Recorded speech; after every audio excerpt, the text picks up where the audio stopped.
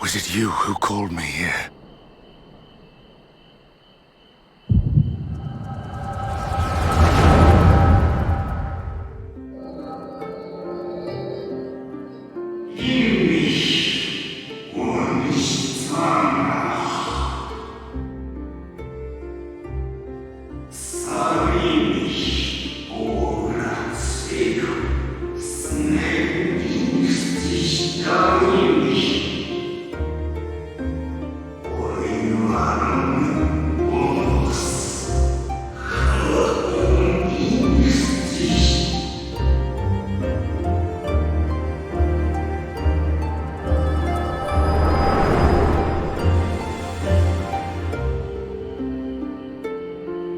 So you peered into my memories. No matter. You will have found little of import. But I see you intended to summon me here no more than I intended to come. The fault is mine. Such is the burden of hope.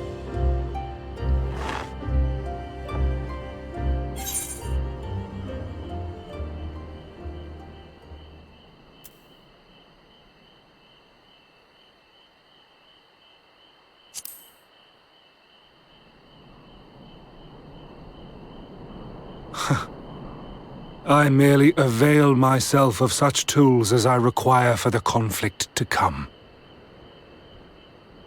That which I do is no different from that which you have done so many times, Warrior of Darkness.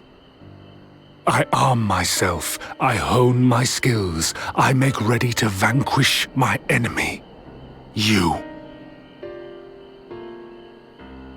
You who have murdered my brothers, who have taken their selfless labors in service to the one true world and turned them to ash.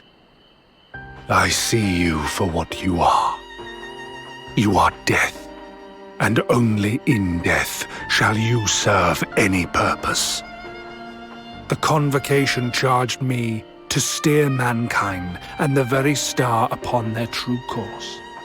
As Elidibus, it is my duty, and I shall see it done. I will strike you down.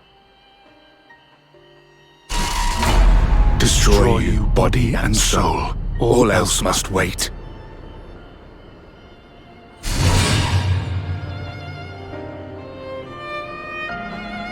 Ere long I will come for you, Warrior of Darkness.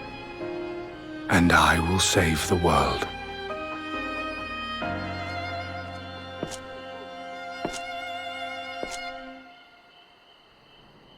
One last matter. I bore witness to your final struggle with Emet-Selch. It seemed as if he saw something familiar in you.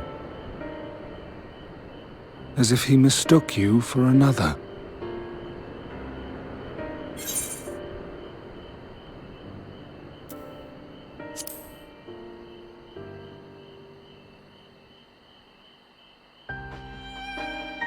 No, I recall not of whom he spoke. Mayhap I never knew you, or mayhap it is another fragment lost. Ah, I wasn't aware you already had a guest. If the conversation is constructive, I shall not intrude.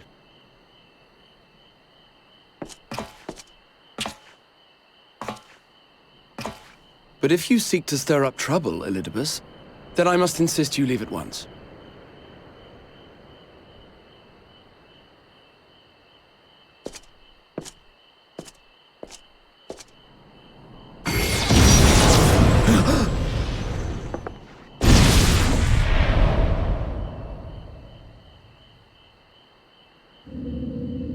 Though you lack her blessing, your soul is surprisingly dense.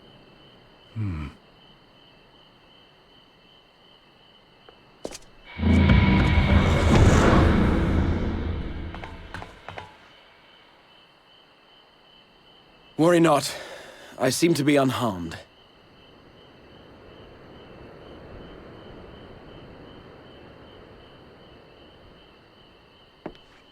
This. This is my own doing. The consequence of my recent exertions. It is the Tower's way of compensating me for the demands I have placed on it. Rest assured, it is no great inconvenience at present. Indeed, I told Beck Lug as much, but they would not be persuaded and sent me away to rest. No need to make a fuss. Strange as it may sound, I consider it something of a badge of honor.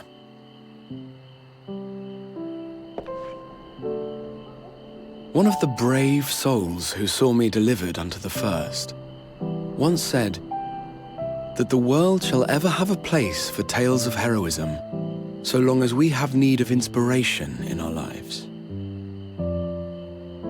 Though he and his fellows had no way of knowing whether their mad scheme would amount to anything, they knew that the attempt alone would inspire hope. Or so they hoped. A more optimistic lot one would be hard-pressed to find. They said they would find a means to save our God's forsaken world, just as soon as they had sent me on my way. Said it with such confidence that, for a fleeting moment, I half believed them.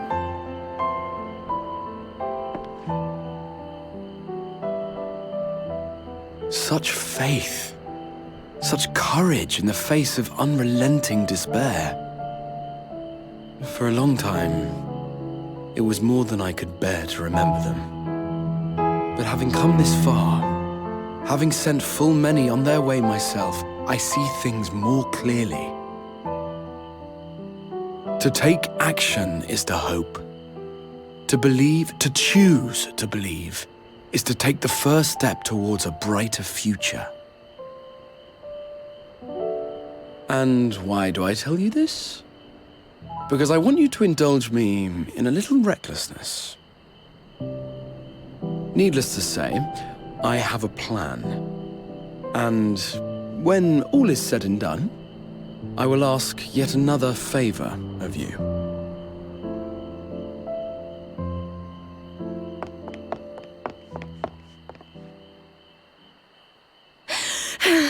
You're both here. Oh, thank goodness. What's wrong? It's Thancred. He's collapsed.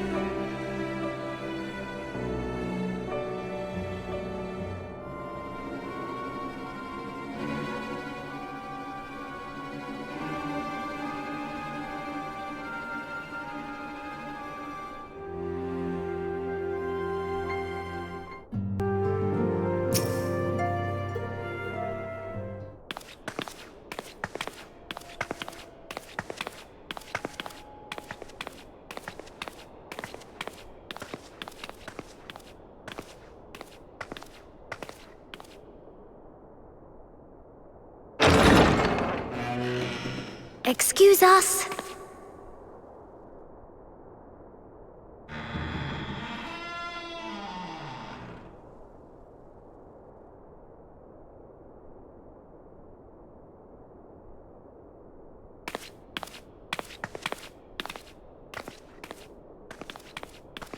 This way.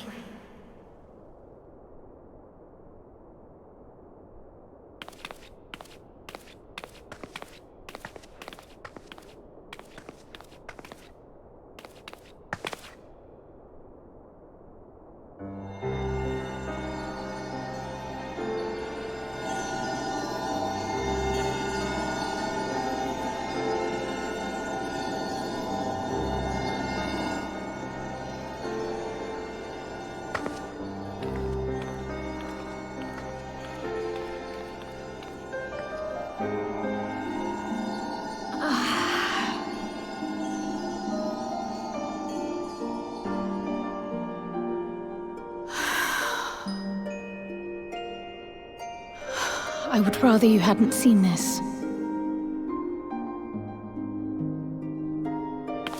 I'm sorry. We have urgent tidings.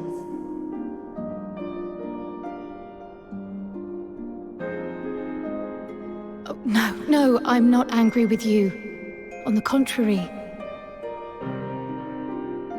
I know full well how hard everyone has been searching for a way to return home. And I had hoped to afford you the time you needed.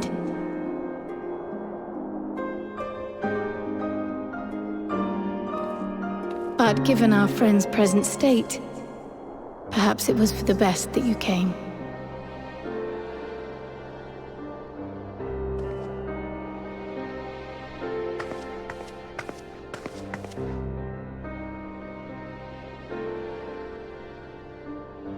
Stiff and cold, all of them, as if they were made of wax.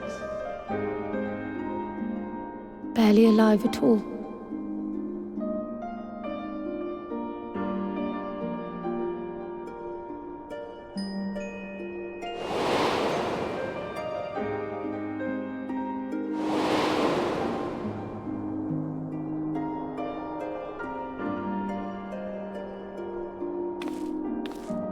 And they had been doing so well.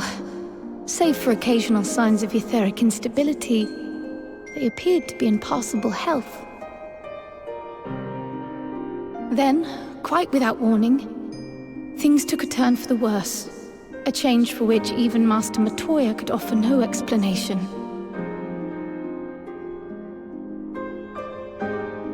She could only remind me that the soul is yet an unknown frontier, and that much and more lies beyond our ken.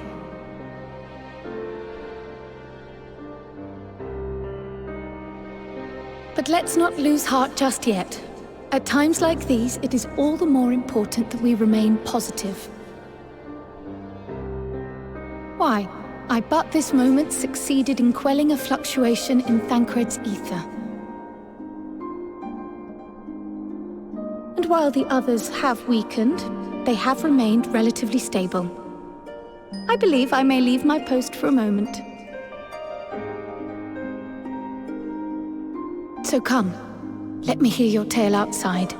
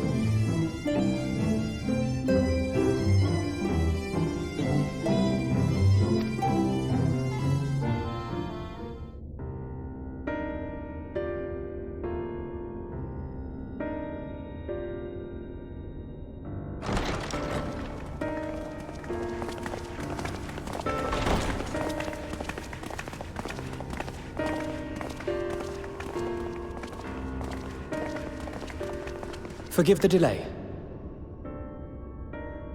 We have visited every region and confirmed the presence of Ascians throughout the realm. Lest a grave predicament be made to seem hopeless, it should be noted that they are of inferior rank. The black-masked minions who answer to the Red. Yes, a gaggle of schemers attempting to exploit recent events, to sow the seeds of petty conflict. Fortunately, nothing of any great concern has come of their meddling just yet. We also encountered a number of the Crystarium's former defenders, busily solving this problem and that in a bid to become warriors of light. Their zeal is to be applauded.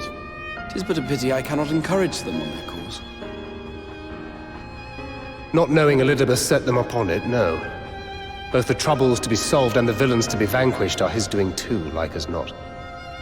And so, with apologies to the aspiring warriors of light, I believe it best that we deal with the Ascians quickly and quietly. I quite agree. But tell us, what news from the source? How fare our bodies?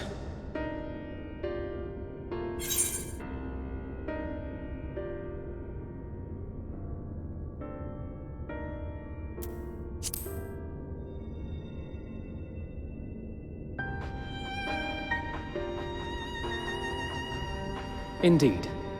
Heartening though it is to know we can stay a while longer, returning home must remain our priority. This seems an appropriate moment to ask about the spirit vessel. Have you made any progress? We have, as it happens. One moment.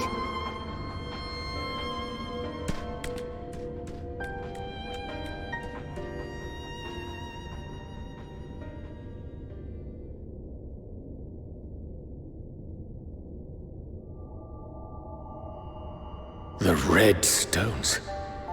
Then this doth mean...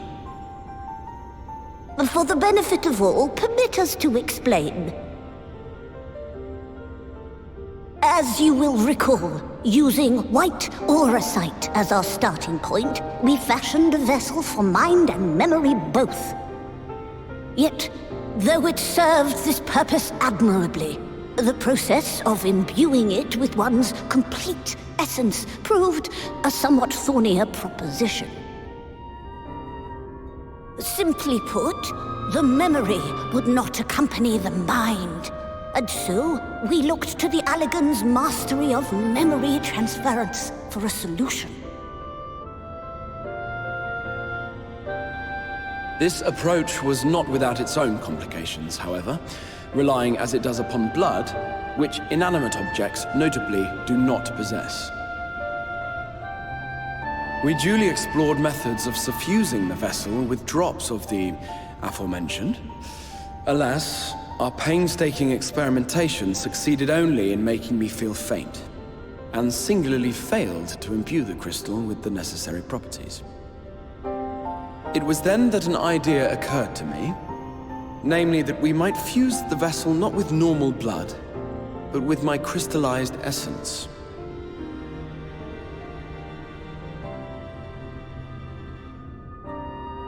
You're doing this for our sakes. So far be it from us to complain.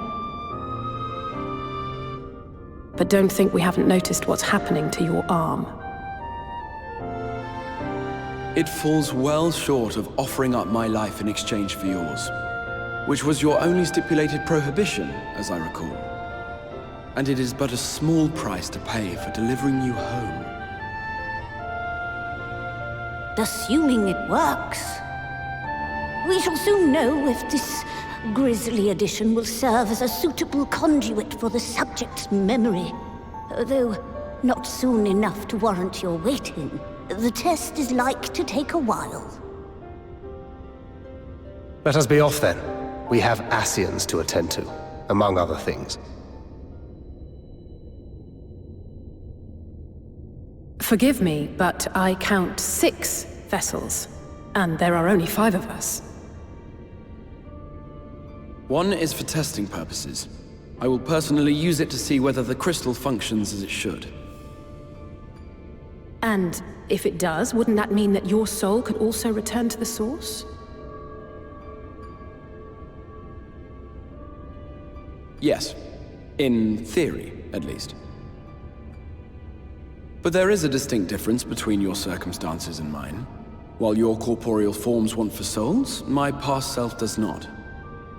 Mayhap our essences would blend, or mayhap they would curdle. There is no telling what might occur.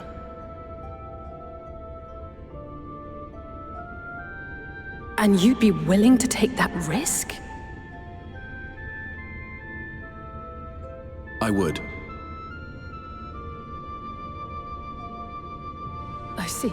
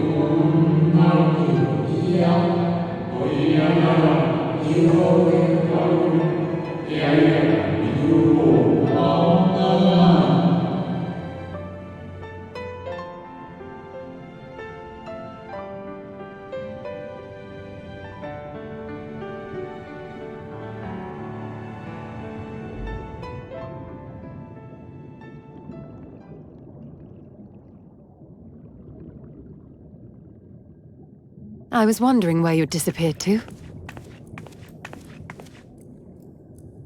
Is something troubling you?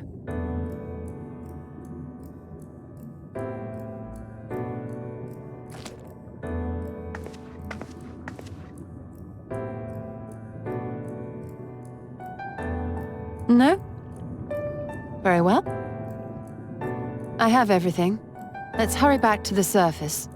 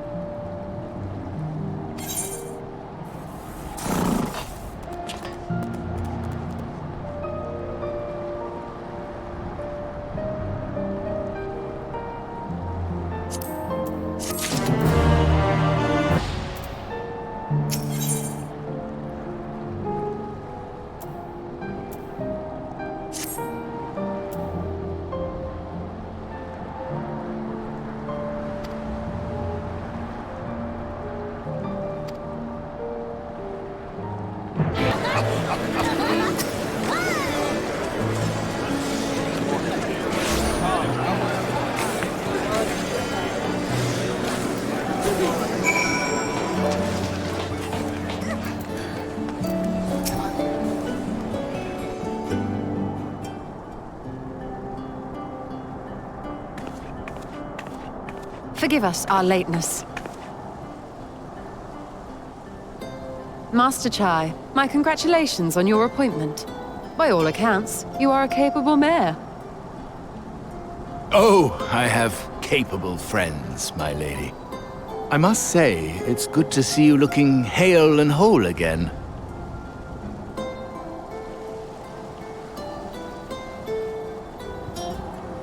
The credit for that lies with my own capable friend, without whom I might never have escaped my abductor.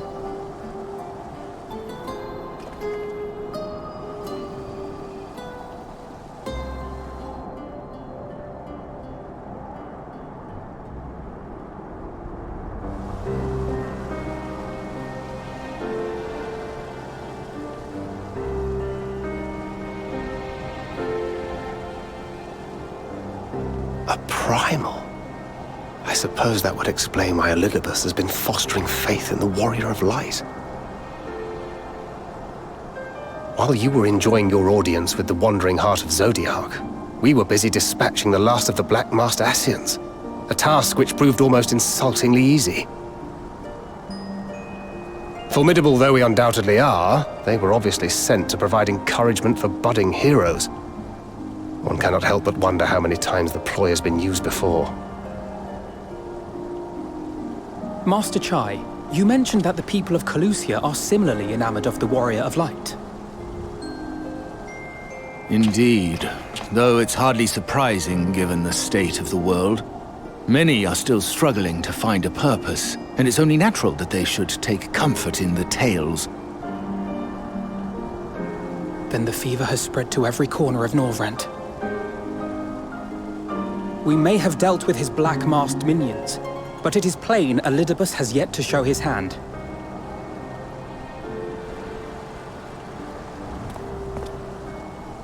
Oh my! What a spectacular sky!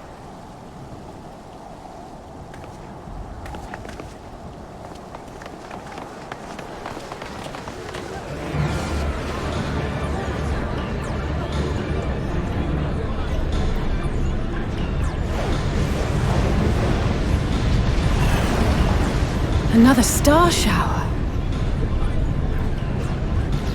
Wait, is that...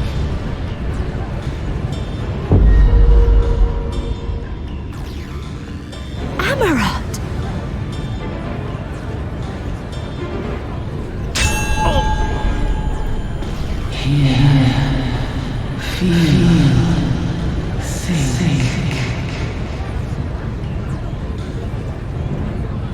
Did you hear that? That voice calling out? No, I didn't hear anything, but... Why do I feel so... like I've lost something dear to me? Does Elidibus seek to awaken more people to the Echo with clearer visions of the final days?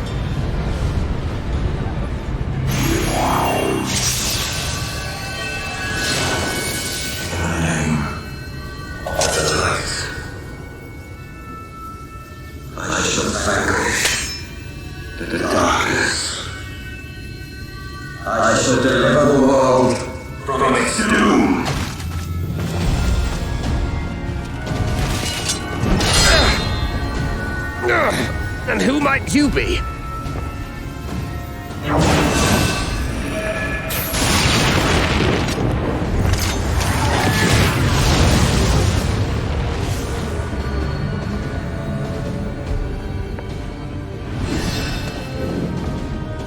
Whoever they are, they've come for our heads! No, you don't!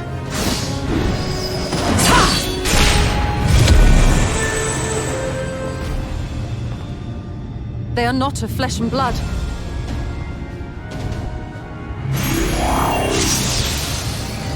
I know this magic. The rings are like unto those that the Exarch did employ in our summoning.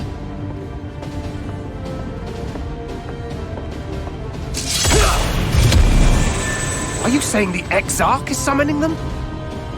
Nay, yet the similarity can be no mere coincidence.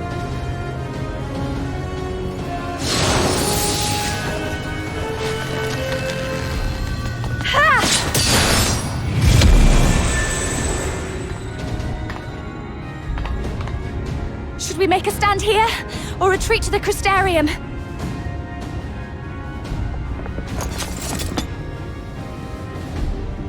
The ether churns around us. More of them will appear ere long.